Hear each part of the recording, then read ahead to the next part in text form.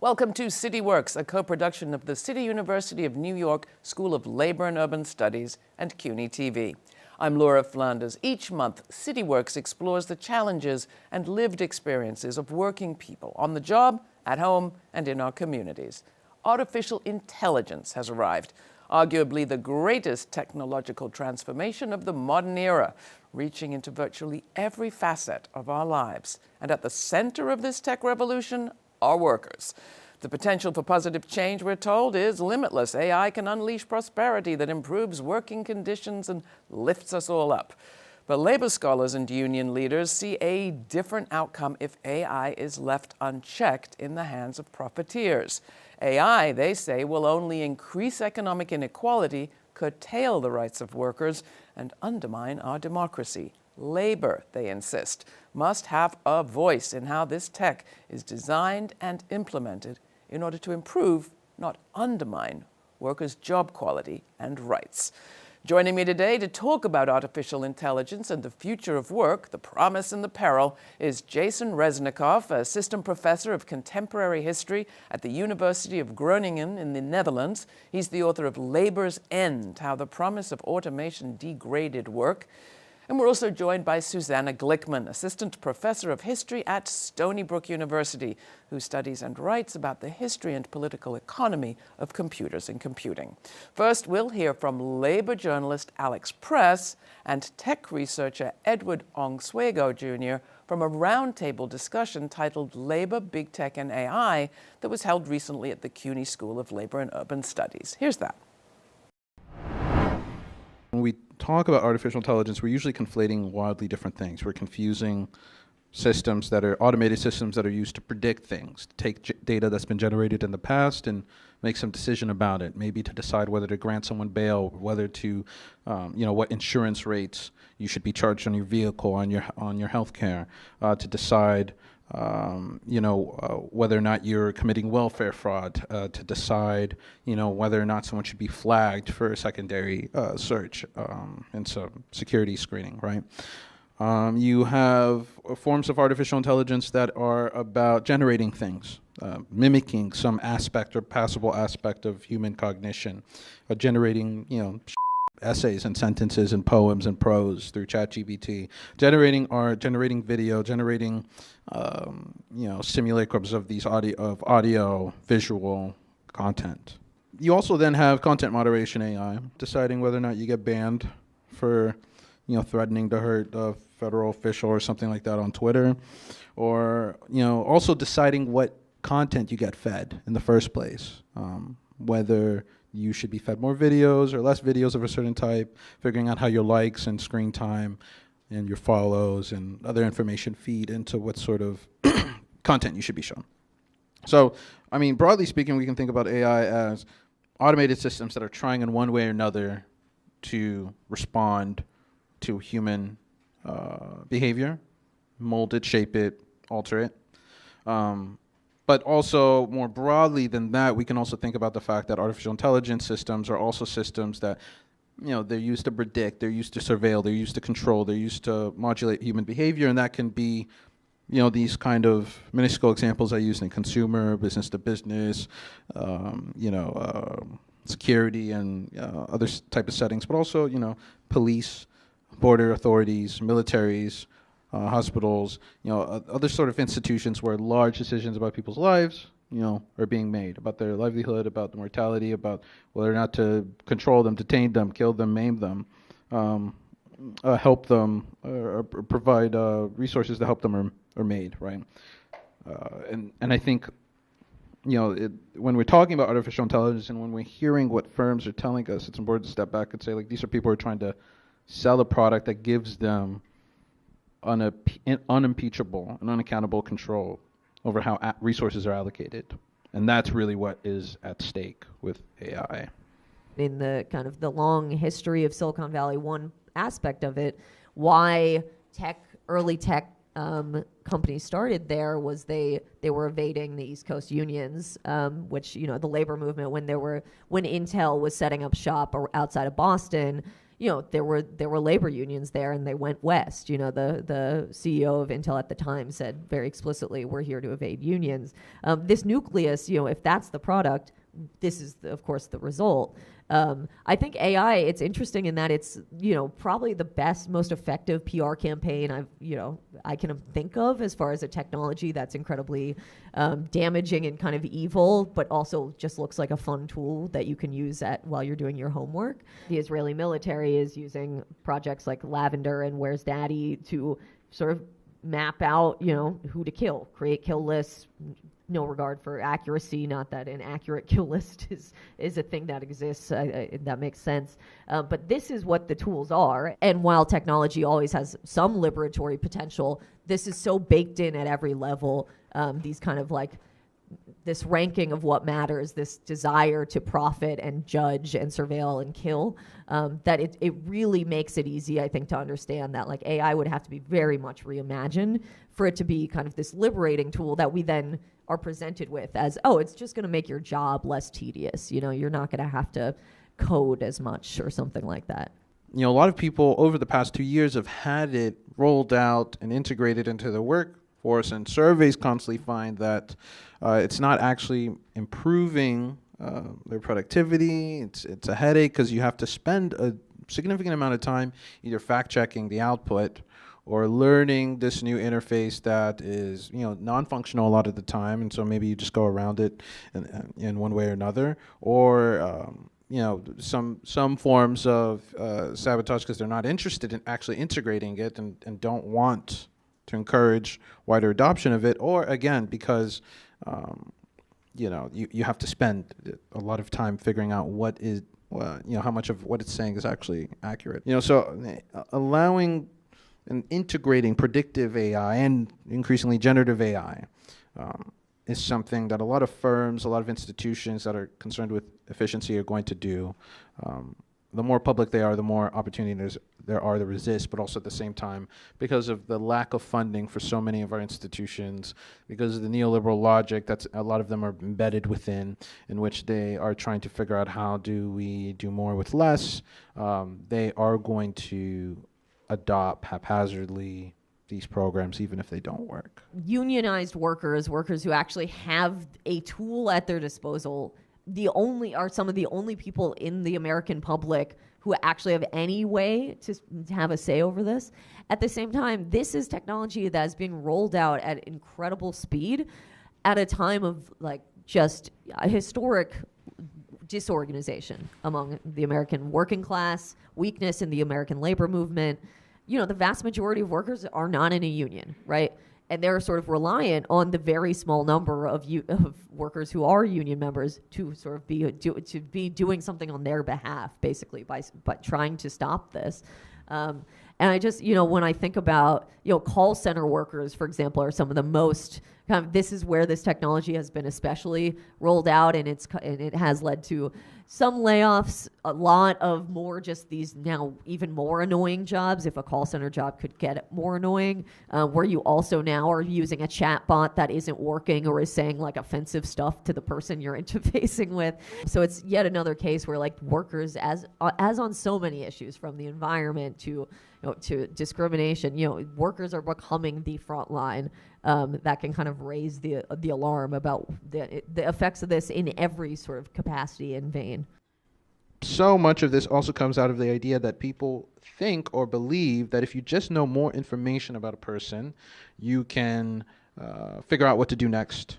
If you're a business, right? Figure out what to sell them next, figure out what to put in front of them next. And there's little to no evidence that that's possible, specifically with predictive artificial intelligence. And yet, because of this persistent myth, it is rolled out anywhere. And part of that is also a function of the fact that like so much of the digital economy relies on advertising, right? More or less the reason why so much of it is free or low cost is connected to a functional thesis, which is that if you have more data on people, you can predict it, but you can't. So I don't think we'll make progress on undermining surveillance unless we also undermine this idea that you can make predictions about people so that you can better allocate resources to them.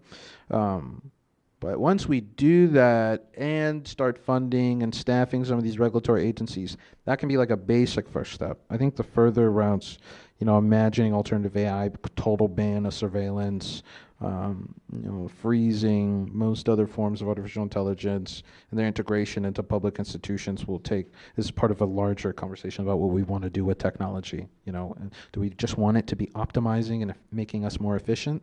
Do we just want it to fit into bureaucratic logic, or are we interested in experimenting with it in ways that don't just lend themselves towards you being a better entrepreneur, a better producer, a better worker? Denaturalizing that this is inevitability and that you just need to tinker around the edges, which again, I do feel like is how much of the conversation is going, in every sector that is trying to respond, but certainly within labor too, is just kind of a sense of like, okay, this is inevitable. It can't be stopped. A ban is impossible.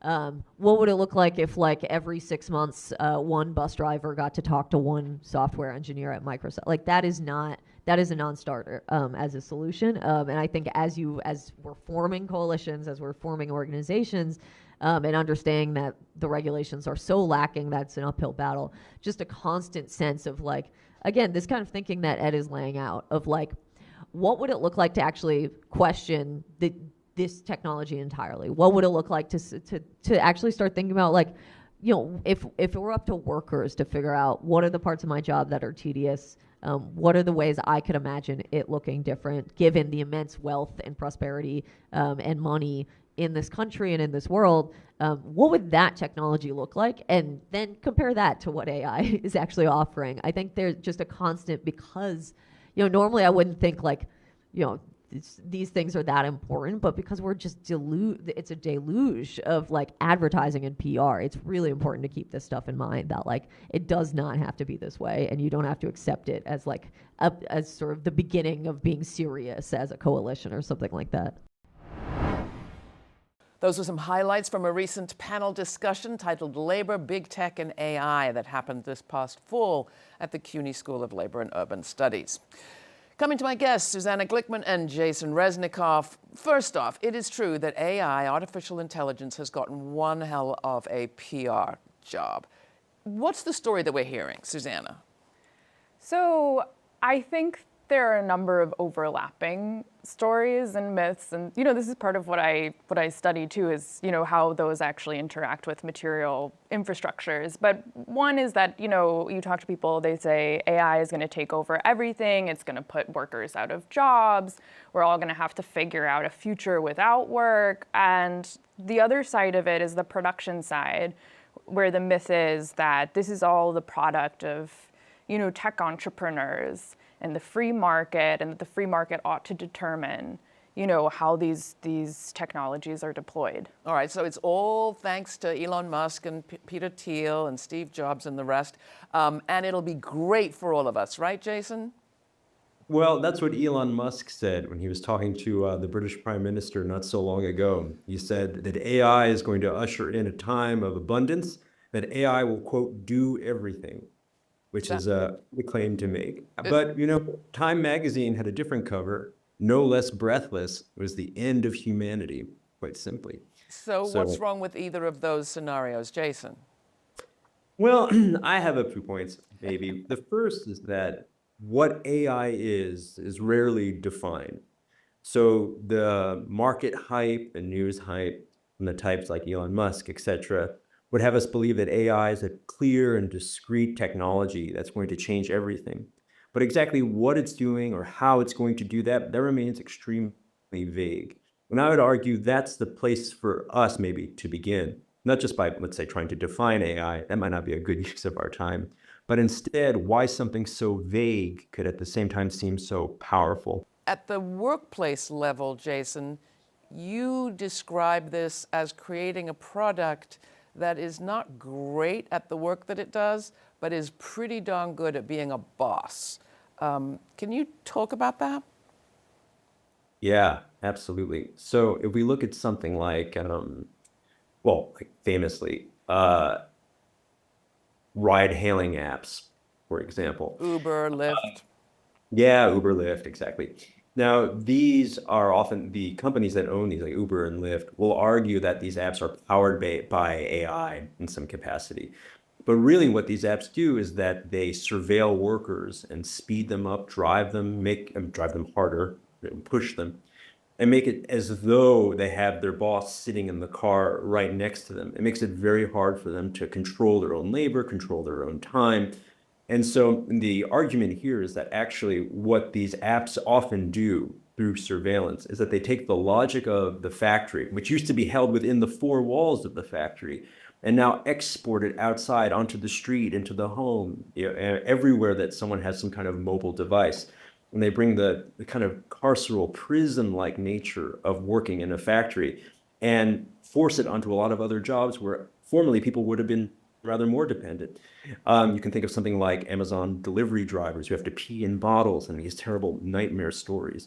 Or another great example, or one that I very much find useful, when you think of Amazon warehouse workers, people who are already in the four walls of a kind of a factory, they have special equipment that helps them track packages, scan them in, scan them out. But these are also trackers of the labor itself. And they can be used to gather all kinds of metrics on a worker's performance that can later be used against them. Famously with Amazon, and then maybe I'll close on this, there were quotas that were, in fact, secret quotas that workers didn't know when they were actually exceeding them, but they would only be told when they were falling behind. This creates a sort of sweated atmosphere. And machines or technologies like AI are really good at this kind of pushing. To what extent is this just the kind of early stage clumsiness of new technology, modernization, industrialization? All of it has always had like really faulty, cranky periods. What do you see that concerns you about this moment, given the historical context and the history that we know? I would say this is definitely a feature and not a bug, if only because what we're seeing now with the kinds of technologies often called AI is that in some ways this technology could be said to be revolutionary, I suppose, like something producing text, chatbots, this kind of thing. But on the other hand, what's so I find disturbing about it is that employers are using these kinds of technologies to do exactly what they've done before, which is to degrade labor, to speed up labor, to obscure labor so they don't have to pay for it or they can pay much less for it. In that way, it's not at all a problem of cultural lag or people adapting to the technology. Since the dawn of industrialization, employers have used technologies, new ones and old ones, to do exactly this, to have labor more cheaply, to push it harder. And so in that way, I would say that, what's disturbing about AI is not what makes it new, but what makes it old. So if history is any lesson, we might be in trouble. Susannah, coming back to this question of the role of government, even defense contracting, the Biden administration made much of having invested in the chips industry, which you talk about as being a critical part of this picture. It was seen as a kind of revival of industrial investment and industrial policy. Isn't it right that you have public money going into this new technology? What's wrong about this? Yeah, so the case of AI is particularly troublesome in that regard. So I actually favor some industrial policy for the chip industry in the sense that it requires a lot of public investment historically. But so long as workers and communities are benefiting. There were all these promises with chips that it would benefit labor, that it would benefit local communities, that there'd be profit sharing, that there'd be reinvestment, that the environmental concerns would be taken into account. And chips being the act that was passed, yeah. Right, yeah. And I think basically all of those in the second half of the Biden administration got rolled in favor of, competition with China. There were lots of promises made that should have been kept that frankly weren't, and it means that the industrial policy will be much less effective than otherwise. What we get is, this state that de-risks for private industry. It's even worse in AI because the benefits of public investment would flow to just a few companies. The sector is super monopolized, and it's been getting increasingly monopolized. It has this warping effect on other industries. For instance, semiconductors, right? As cloud companies like Amazon, Microsoft, and Google, they own the data centers. They'd like to have control over the chips, so they're producing special purpose AI chips, and they would like to also control the AI. So there's this vertical integration happening that increases the power of increasingly unaccountable tech elites, but it also warps other areas. Like this has historically happened where Bill Gates had a lot of say over education policy. Now, why would we want that? I don't know. But this is in a new phase with Musk and Trump, right? Like their close relationship means that Musk's resentments, priorities will be reflected in areas in which he has even superficial expertise. The other question I wonder about is, why is the government, why are public authorities so excited to welcome these kinds of technologies? I went to this Kennedy Center panel with like a bunch of government officials, and I was surprised they were so eager to roll this stuff out, even though it's relatively untested. And when you think about why, it's historically the same thing. It's that it, sort of insulates them from public accountability. The tech does the hard political decisions for them.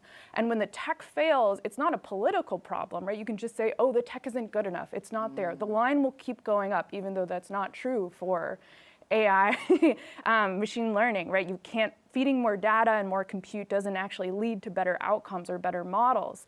But instead of doing the hard work of politics and making political choices, it gives policymakers an out. It gives militaries an out when those technologies don't work, right? And they kill civilians. They can say, oh, we'll just need to put more work into the tech. And it's just not true. You have to do the politics. You have to do the hard work. You talked about the monopoly phenomenon, and we wouldn't have an Elon Musk, I don't suppose, if we didn't have such a monopolized system. And once you have somebody who is the richest person in the world, you can see why they get the ear of politicians. When Lina Khan in the Biden administration was there at the FEC, she did take some serious antitrust action against the big tech giants, Google, you name it. I don't suppose we'll see that same in the Trump administration, but are there places for pressure? Yeah, I think there's always opportunities. I think if we're, there are factions in the right-wing coalition that are very focused on the defense industrial base. And let's go along with their logic, right? There's a lot of, concern about companies like Intel having fallen behind. And part of that is because they've been run less by engineers and more by MBAs who think about the short-term profit model. I think there should be a real reassessment of whether that makes sense. Workers can play a role in that. So in companies like Bosch, this German-owned company, workers play a part in determining the production process and how best to organize their labor. I think they should have the same say, and it would be win-win-win, over the use of AI. Workers know how to build the products that they're experts at building. We shouldn't just export this, we shouldn't let our companies be run, in sort of this neoliberal model of like maximizing shareholder value. If we really care about producing things, and the right wing really cares about producing better submarines and competing with China, and I think that's kind of scary in some senses, but if they really care about that, there is going to have to be an overhaul in the financialization of these, companies. You have to focus on production, and workers know how to produce things. There are the workers, there's also the consumer, and the consumer concerns in this area, Jason, are not just around the price of the product or the glitchiness of the product, but we see in the right to repair movement, for example, the right to actually tinkle with the product or fix it yourself and not have all the mechanics, as it were, although it's not mechanics anymore, but all the internal guts, the operation of the machine be behind some kind of non-transparent, privatized ownership wall. Do you see a potential for any kind of broader coalitions beyond trade unions to take on some of these questions? I do. And it would be a tricky kind of coalition to build, but I think it would actually be extremely beneficial to the labor movement in general and for workers more broadly, which is to say that what a lot of these systems actually do is that they obscure labor that has been outsourced or moved to other places. That can be moved to other places outside of a workplace, but also outside of the country. And so oftentimes when you actually get behind or get in the black box of something that's called AI, you will find a very poorly paid worker somewhere else in the world, whether it's in the Philippines or in Madagascar. And so asking workers to, unite across the world, people have asked for this before and it hasn't worked. But now it's more urgent than ever when it's become, with these systems, increasingly easy to outsource jobs almost secretly, almost under shadow of night. Beforehand, in the 90s, you had to actually take the factory apart, right? And you had to ship it to China. Now you can install a system and you can have one fast food worker in California actually competing with another worker in the Philippines who's taking the order. And I mean, this is actually a famous case. There was a company called Presto Automation that said that their machine was taking the orders in a drive-through, in actually several drive-throughs, mostly in California, but it was actually Filipino workers who were basically on the phone taking it, sending it to the kitchen. So that's an example where if workers really want to be able to fight AI and fight what it means, it will require transnational networks of working in solidarity with one another. All right, I think it has a ring to it. Workers of the world unite. I've heard that somewhere. We'll try it again in the 21st century. Thank you, Jason Resnikoff and Susannah Glickman. Wonderful speaking with you both. That's it for CityWorks this time. If you have comments or questions, write to us at cityworks@slu.cuny.edu. And be sure to download the new CUNY TV app. It's AI, perhaps, but you can watch the show anytime and all of CUNY TV's programming. For CityWorks, I'm Laura Flanders. Thanks for watching.